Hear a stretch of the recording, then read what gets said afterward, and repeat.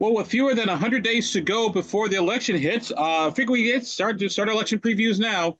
So join us on Newsline, our good friend, no stranger to this program, well, Miss Julia Vaughn will come and call. So, Julia, thank you very much for being with us. Always good to talk to you. Yeah, great to be here. So I can just tell by on the Zoom call your excitement and enthusiasm that election is coming up in 100 days. It'll feel like 100 years, but it'll be more like 100 days from now. So, just your thoughts on where we are right now politically here in the state of Indiana. Well, it is certainly an interesting time to be doing this work in Indiana. I mean, who thought we would have an independent candidate for Secretary of State, which has huge implications for independent candidates going forward, and certainly does make that race even more interesting that it was going to be. Just had the crazy recount commission meeting yesterday, which hopefully avoided that horrible precedent of, subpoenaing voters and demanding they divulge how they plan to vote and how they voted in the past. And then, just shaping up to be a somewhat more competitive election season, certainly at the state legislative level here in Indiana than we've seen in a long time. So we're really busy. We've got some lawsuits going against the state for these documentary proof of citizenship laws that they've passed, which are catching up naturalized citizens and forcing them to prove their citizenship in order to stay registered to vote. So, I'm used to when the legislative session starts, we have a, sort of slow summer. But unfortunately, this summer never slowed down. We ended the session and just kind of picked up election season work. So, yeah, it's going to be crazy. Well, let's start with the big news item of this week is obviously the recount commission voting 2-1 to not depose witnesses. Paula Copenhagen, Spencer Deering, and Wednesday Senate District 23 is where they were. Uh, she wanted to basically depose voters to say, ask them who they voted for. I was like, whoa, that voted kind of a sacred right, and you don't have to disclose who you voted for. Call me crazy here.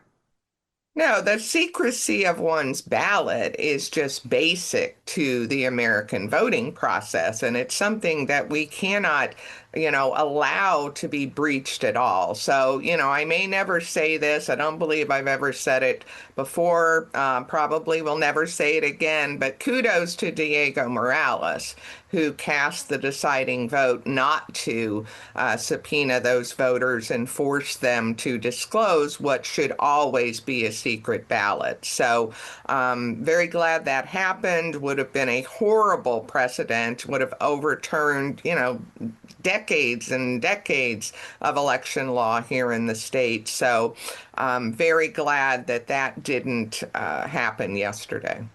And also, too, I thought it was interesting the fact that even if the 11 or so people were to be deposed, what's to stop them from lying?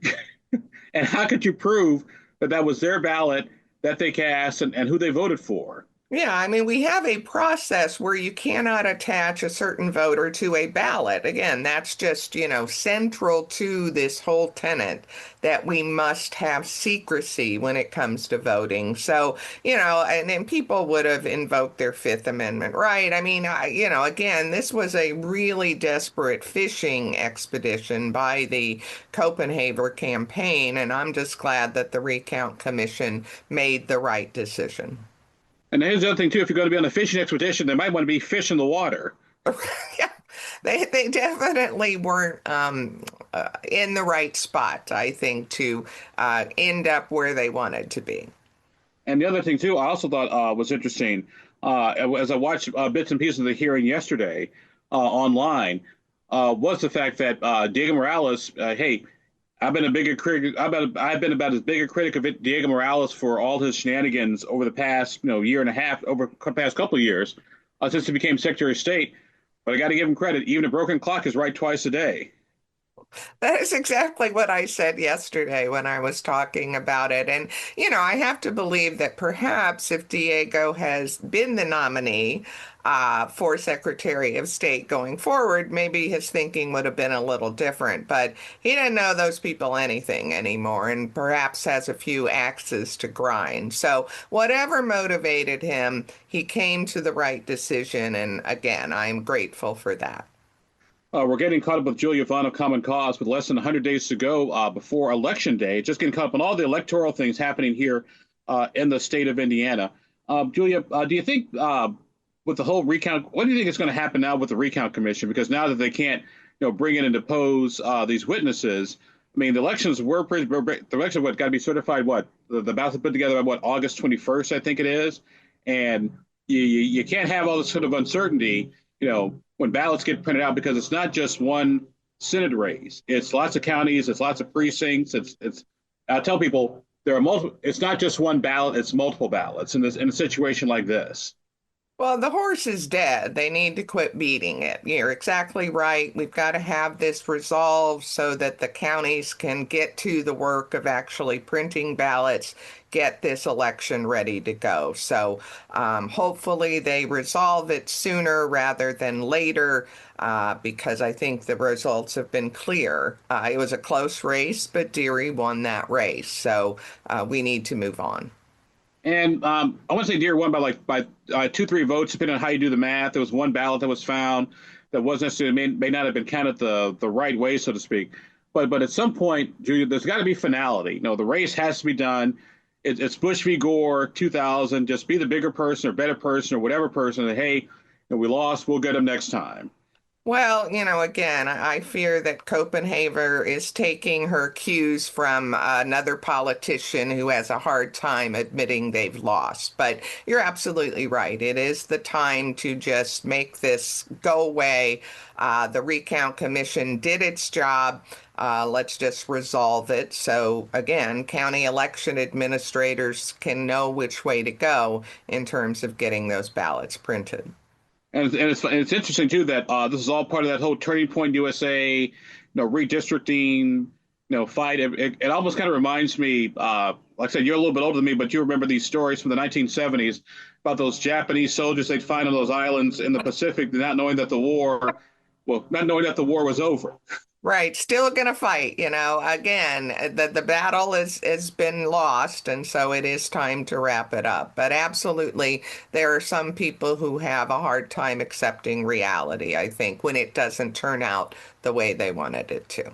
One thing this whole thing does for our election process. Obviously, folks like you and I, we follow it, pretty closely, pretty intently. What do you think is on the minds of just regular people when they watch this? Well, I'll tell you, it does a couple of things. It's creating a tremendous amount of confusion. Most people aren't experts, so they don't know the letter of the law. And so when they hear about, for example, executive orders coming down from the White House impacting mail-in voting, they don't know that that's not going to be implemented into law. So they start worrying about, well, am I still eligible to vote by mail? So I go out and speak to groups all the time, and I'm getting really basic questions from people about, am I going to be able to do this? Am I going to be able to do that? Because there is so much confusion being circulated about voting and elections. So that's the first thing. The second thing, and the reason why the president and the Trump administration is doing all of these things surrounding elections is they want to undermine public confidence. I mean, that is the end goal. I have to believe that these people aren't so stupid that they think the president has the authority to change election law. It's very clear that he does not. But what they're doing is setting up for their failures come election day. If they do poorly and the Republicans aren't able to keep control of Congress, then they're going to blame it on cheating, claiming that, there was all sorts of irregularities in the election if only states had done what I told them to do. So that is deeply damaging when you get Americans to distrust the electoral process. And, in our system, There are checks and double checks, and it is one of the most secure electoral processes in the entire world. It is almost impossible to conduct any large-scale operation that would be fraud and not get discovered. So what they're doing is just creating a scenario, trying to control the narrative that we have all of these risky situations going on with voting so that when the results don't turn out their way, they can claim that someone cheated and, have a much better chance to convince local elected officials to go along with this and perhaps refuse to certify results, all sorts of ugly things. So we've really got to stay on the offensive. And, all of these executive orders have been met with lawsuits. They've all been turned down by the courts so far. But again, the long-term damage is undermining Americans' confidence in the security of our elections. Our guest on the program today is Julia Vaughn of Common Cause, talking about elections. And with the election day, actually less than 100 days away, Julia, want to change gears a little bit and switch to the other bit of news this week. Greg Ballard, former mayor of Indianapolis, longtime friend, full disclosure, certified. Not only did he turn more than enough signatures to be on the ballot, but actually was certified, will be on the ballot, got all his paperwork all done. What does this do for the upcoming election? Well, it certainly gives voters more choices in terms of Secretary of State office and could long term, if former Mayor Ballard gets the necessary number of votes to achieve automatic ballot access, that's hugely significant in terms of future independent candidates being eligible to run here in Indiana. So, I have watched this very avidly, and, it seemed to me that there was a lot of energy around the signature collection effort. I saw those people out at farmers markets and No Kings rally. They seem to be all over the place. And so he seems to have tapped into a desire that I've felt at the grassroots level for a long time here in Indiana. There's a discontent with the two major political parties, and I absolutely think there is room for independence to run here in Indiana. So I'm going to be watching this race very carefully. I think, some of the ideas that the former mayor has put out, I saw him in person and thanked him for the idea of a voter guide being mailed to all registered voters in the state. That's a fantastic idea. That would absolutely help voters understand what the voting process is and who the candidates are that are running. So I'm, again, there's absolutely no endorsement here, but I'm looking at it from sort of a very high level perspective that this in the long term could mean more choices for Indiana voters. And I think that's something we've needed for a long time. Ballot access here, it's difficult for anyone outside the two major parties. And, libertarians have worked hard for years to get that automatic ballot access. So kudos to them, but also kudos to Ballard and folks behind the Lincoln Party. I think this is overdue in Indiana, and it's a good thing.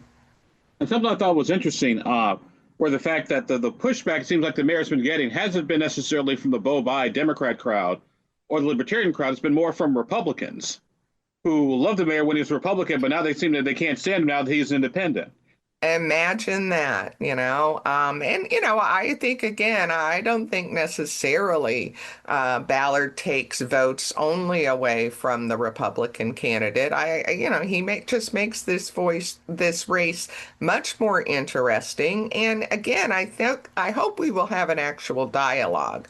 To me, the most frustrating thing about the Secretary of State's race 4 years ago was that Diego Morales wouldn't talk in public public about anything.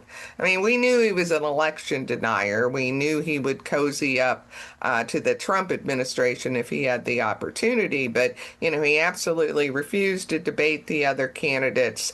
But I don't think that's going to be the case this time. So I hope we really have some robust conversations about the role of Secretary of State in Indiana.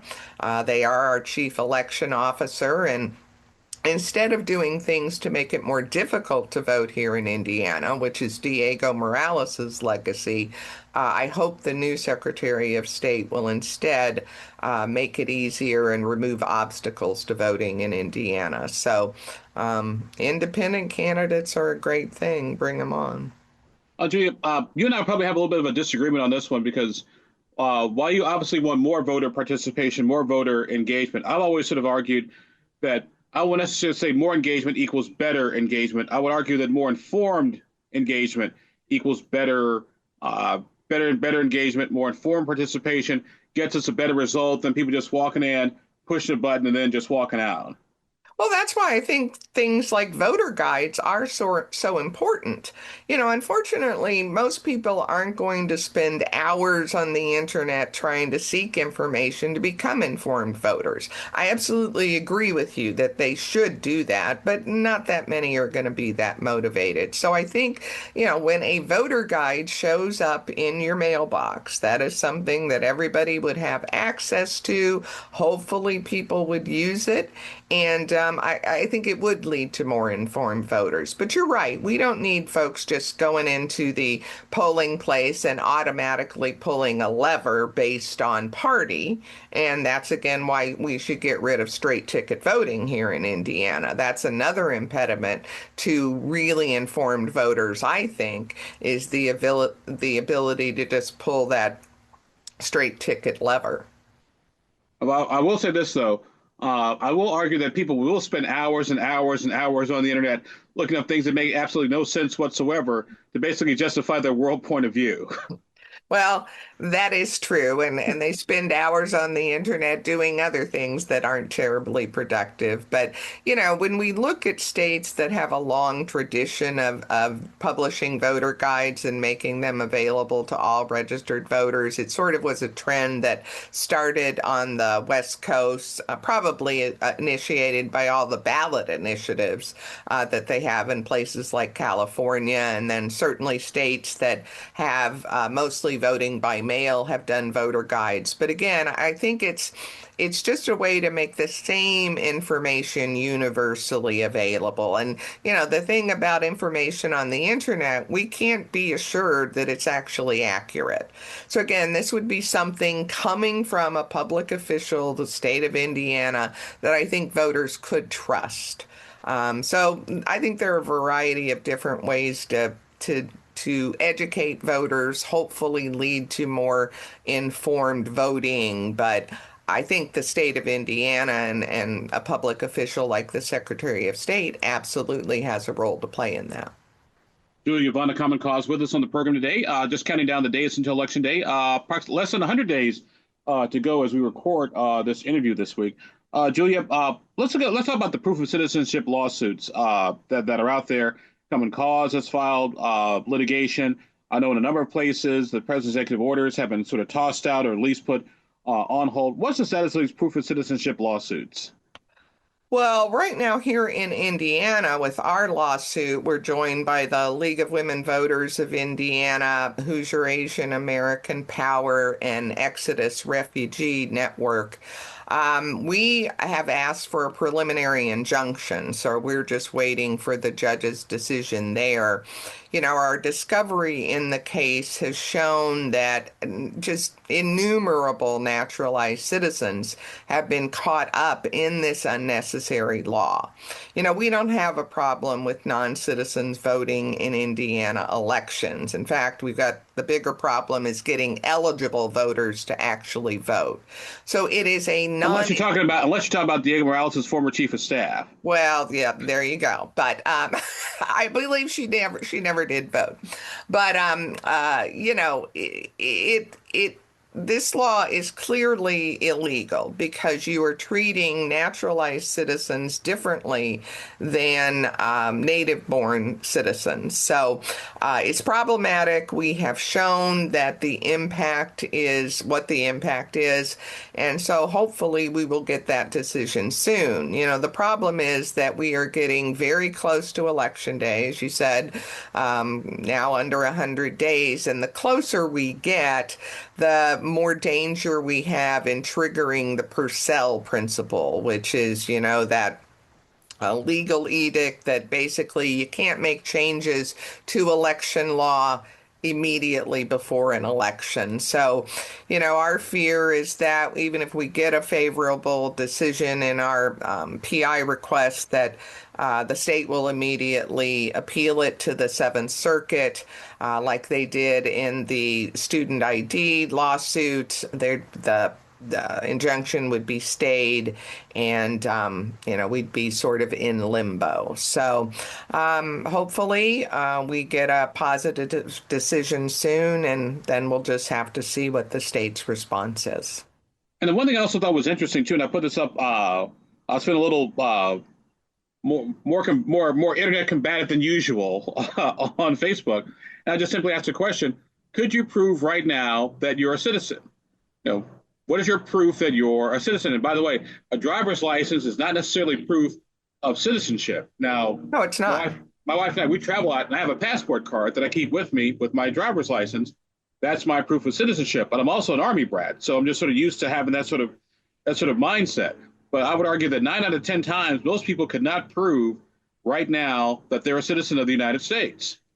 Yeah, it's estimated that 42 million Americans do not have ready access to their birth certificate or to a passport.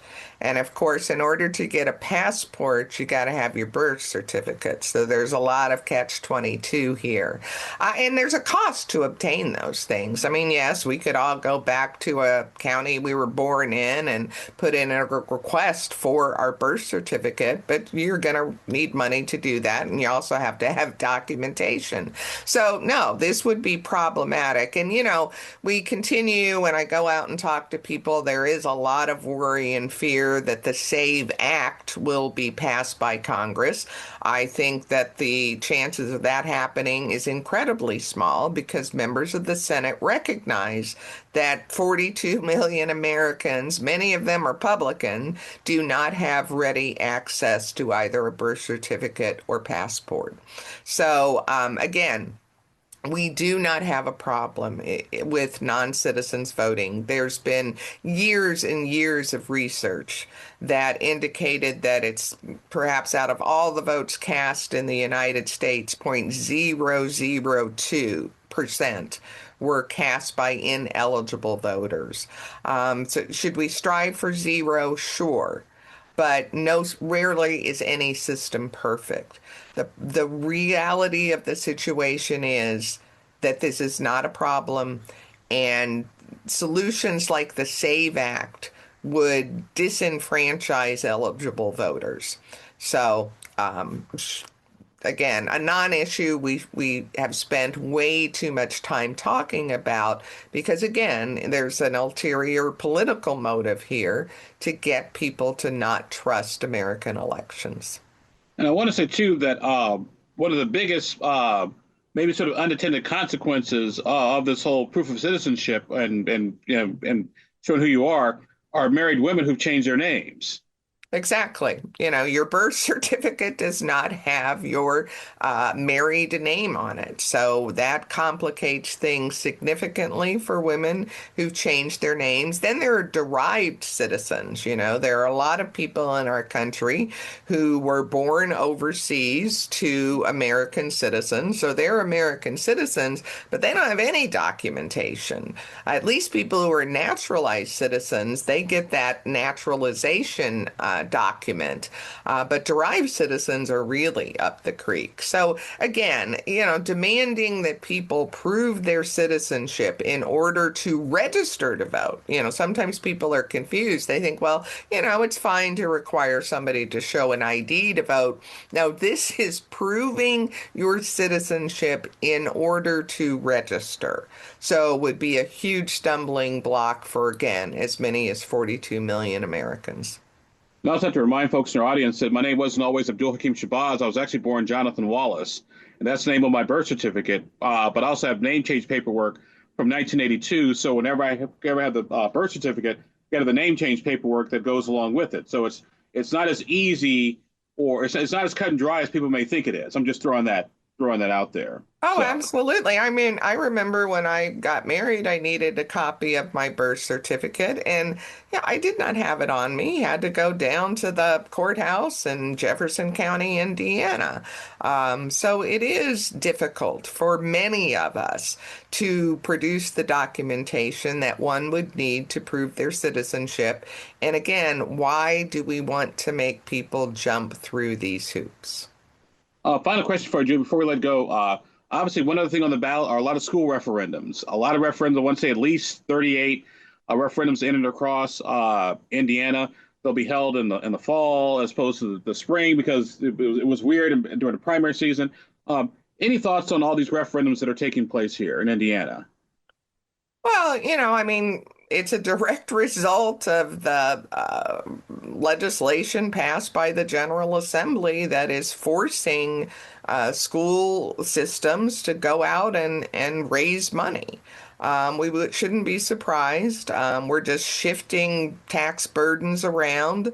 I certainly am not in the weeds on any of these referendums, but I'm always amazed at how hotly contested some of them are. There is a lot of money spent on both sides of these issues in many places of the state. So again, it's another area where I think encourage voters to do their homework. I think sometimes people have this automatic reflex when it's a tax issue to vote no, but it's important to have strong schools across our state, and their needs differ. So would it just encourage voters to do their homework on when they're called to vote on those local issues? And, the other thing is we have this big change in terms of school board elections, partisan school board elections. And I find it really interesting that you have a number of people who are not wanting to sign up as either a Republican or a Democrat. So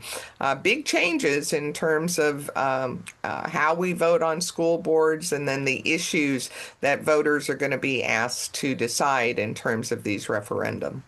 And also to remind people too that I would argue that referendums are less about taxes and more about the relationship between a school board, a school district, and their voters. Because people don't mind paying for things if they think they're getting their money's worth. If not, it's going to be an issue. It's like a teenager asking you for money.